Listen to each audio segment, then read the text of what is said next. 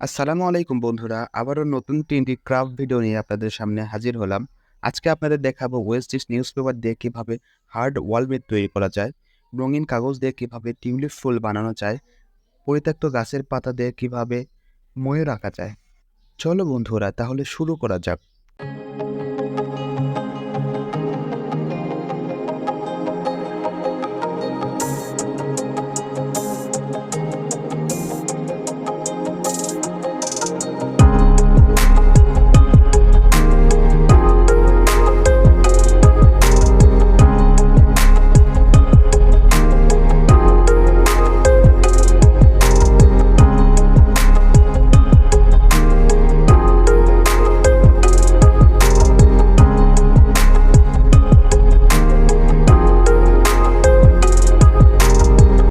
এভাবে হার্ড ওয়ালবেড তৈরি করে যদি আপনি আপনার প্রিয় মানুষকে গিফট করতে পারেন তাহলে নিশ্চয়ই খুব খুশি হবে।